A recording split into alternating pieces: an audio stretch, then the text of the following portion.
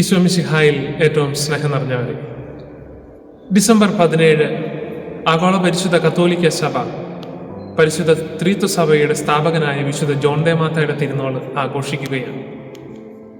ഞാനിപ്പോൾ ആയിരിക്കുന്നത് സ്പെയിനിൽ സലമാങ്ക എന്ന പ്രവിൻഷ്യയിലെ പരിശുദ്ധ ത്രിത്വ സഭ സന്യാസ സഹോദരങ്ങളുടെ ദേവാലയത്തിലാണ്.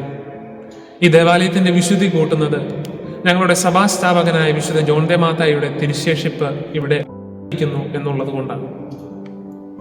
154 ജൂൺ 23 വിശുദ്ധ സ്നാപയോഹന്നാന്റെ തിരുനാളിന് തലേന്ന് ജനിച്ചത് കൊണ്ടാവണം തങ്ങൾക്കുണ്ടായ കുട്ടിക്ക് അവർ ജോൺ എന്ന പേര് നൽകിയത്. ജോൺ എന്ന വാക്കിന്റെ അർത്ഥം ദൈവത്തിന്റെ കൃപ എന്നാണ്. ഭൂമിയിലെ ശബ്ദമായിരുന്നു സ്നാപയോഹന്നാൻ എങ്കിൽ 12ാം നൂറ്റാണ്ടിന്റെ വിമോചന ശബ്ദമായിരുന്നു വിശുദ്ധ ജോൺ ദേ മാത്ത. ത്രിത്വത്തിന് മഹത്വവും അടിമകൾക്ക് സ്വാതന്ത്ര്യവും എന്നുള്ള ആപ്തവാക്യം പേറിക്കൊണ്ട് വിശുദ്ധ ജോൺ ദേ മാത്ത പരിശുദ്ധ ത്രിത്വ സഭ സന്യാസ സമൂഹത്തിന് സ്ഥാപനം കുറിച്ചു. ജീവിതം ധ്യാന വിഷയമാക്കുമ്പോൾ നമുക്ക് ചിന്തിക്കാവുന്ന ഒത്തിരിയേറെ നന്മകൾ വിശുദ്ധന്റെ ജീവിതത്തിലൂടെ നമുക്ക് കാണാൻ സാധിക്കും. എന്നെ ആകർഷിച്ച 2 കാര്യങ്ങൾ നിങ്ങളുമായി പങ്കുവയ്ക്കാൻ ഞാൻ ആഗ്രഹിക്കുകയാണ്. താല്പര്യങ്ങൾക്ക് വേണ്ടി എല്ലാം നമ്മളിലേക്ക് ആർജിച്ചെടുക്കുന്ന ഈ സമൂഹത്തിൽ വിശുദ്ധന്റെ ജീവിതം നമ്മളോട് പറഞ്ഞു വെക്കുക, നിസ്വാർത്ഥമായി ദൈവത്തിന് വേണ്ടി എല്ലാം വിട്ടുകളയുക എന്നുള്ള ഒരു മനോഭാവമാണ്. സർ, എൻ്റെ സ്വന്തം കുതിരക്കുട്ടിയേക്കാൾ നിന്നെ ഞാൻ സ്നേഹിക്കുന്നു. തൻ്റെ കുടുംബത്തിലുണ്ടായിരുന്ന ഒരു അടിമ ബാലനെ സ്വന്തം കുതിരക്കുട്ടിയെ വിറ്റ് കിട്ടിയ കാശുമായി വിമോചിപ്പിച്ച് വിമോചനത്തിന്റെ സദ്വാർത്ത വിശുദ്ധ ജോൺ ദേ മാത്ത ഈ ലോകത്തോട് അറിയിക്കുകയാണ്. വിശുദ്ധ യോഹന്നാന്റെ സുവിശേഷം 15-ാം അധ്യായം 15-ാം വാക്യം, ഞാൻ നിങ്ങളെ ദാസന്മാർ എന്ന് വിളിക്കുകയില്ല, നിങ്ങൾ എൻ്റെ സ്നേഹിതന്മാരാണ്. സർവകലാശാലയിലെ അധ്യാപകനായിരുന്നിട്ടും തൻ്റെ ദൈവവിളി ഒരു വൈദികനാകുക എന്നുള്ളതാണെന്ന് തിരിച്ചറിഞ്ഞ് അദ്ദേഹം പ്രശസ്തിയുടെ പടവുകൾ താഴേക്കിറങ്ങുകയാണ്.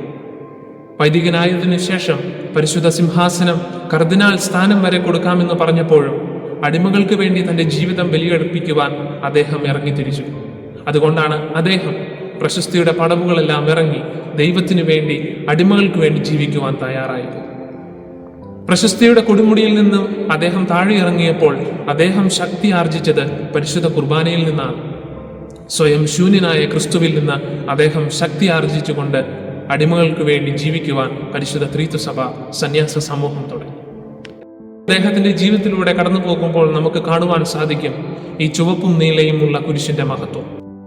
ജയിലറകളിലും അടിമച്ചന്തകളിലും ചുവപ്പും നീലയും അണിഞ്ഞ കുരിശുമേന്തി വിശുദ്ധൻ ചെന്നപ്പോൾ അത് സ്വാതന്ത്ര്യത്തിന്റെയും സമാധാനത്തിന്റെയും ചിഹ്നമായി മാറി.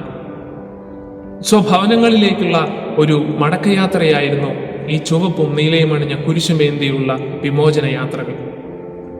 അടിമച്ചന്തകളിൽ നിന്നും ജയിലറകളിൽ നിന്നും അടിമകളെ മോചിപ്പിച്ചുകൊണ്ട് സ്വഭവനത്തിലേക്ക് വിശുദ്ധൻ അവരെ എത്തിച്ചേർത്തു. സ്നേഹമുള്ളവരെ, നമ്മുടെയൊക്കെ ജീവിതത്തിലൂടെ നാം കടന്നു പോകുമ്പോഴും ദൈവം നമ്മളെ ഭരമേൽപ്പിച്ച അനേകം മക്കളുണ്ട്. അവരെയൊക്കെ സ്വഭവനമായ സ്വർഗത്തിലേക്ക് എത്തിക്കുക എന്നുള്ള ഒരു ദൗത്യം കൂടി ഓരോ ക്രിസ്ത്യാനിക്കും വിശുദ്ധ ജോൺ ദേ മാത്തയുടെ ജീവിതം വഴി നമുക്ക് മനസ്സിലാക്കുവാൻ സാധിക്കും. പ്രിയമുള്ളവരെ, ഇന്ന് ഈ തിരുനാൾ ആഘോഷിക്കുമ്പോൾ വിശുദ്ധ ജോൺ ദേ മാത്തയുടെ മധ്യസ്ഥം നമുക്ക് തേടാം. സ്വഭവനങ്ങളിലേക്ക് ഉള്ള മടക്കയാത്രയിൽ ഒത്തിരിയേറെ പീഡനങ്ങളും അക്രമണങ്ങളും കടൽക്ഷോഭങ്ങളും അദ്ദേഹം നേരിട്ടിട്ടുണ്ട്. അവിടെയെല്ലാം അദ്ദേഹം അടിയുറച്ച് വിശ്വസിച്ചത് പരിശുദ്ധ മാതാവിലായിരുന്നു. അവർ ലേഡി ഓഫ് ഗുഡ് റെമഡി, നല്ല പരിഹാരങ്ങളുടെ അമ്മയായിരുന്നു വിശുദ്ധ ജോൺ ദേ മാത്തയുടെ ജീവിതത്തിൽ എന്നും നിഴലായി നിന്നത്. സ്നേഹമുള്ളവരെ, ഈ തിരുനാൾ നാം ആഘോഷിക്കുമ്പോൾ വിശുദ്ധ ജോൺ ദേ മാത്തയുടെ മധ്യസ്ഥം നമുക്ക് തേടാം. പ്രശസ്തിയുടെ പടവുകളൊക്കെ ഇറങ്ങി ദൈവത്തിനു വേണ്ടി നിസ്വാർത്ഥമായി സേവനം ചെയ്യുവാൻ ദൈവം നമ്മളെ അനുഗ്രഹിക്കട്ടെ. നമ്മെ ഏൽപ്പിച്ചവരെയെല്ലാം സ്വർഗത്തിലേക്ക് എത്തിക്കുവാൻ, നമ്മുടെ സ്വഭാവനമായ സ്വർഗത്തിലേക്ക് എത്തിക്കുവാൻ വിശുദ്ധ ജോൺ ദേ മാത്തയുടെ മധ്യസ്ഥം നമുക്ക് തേടാം.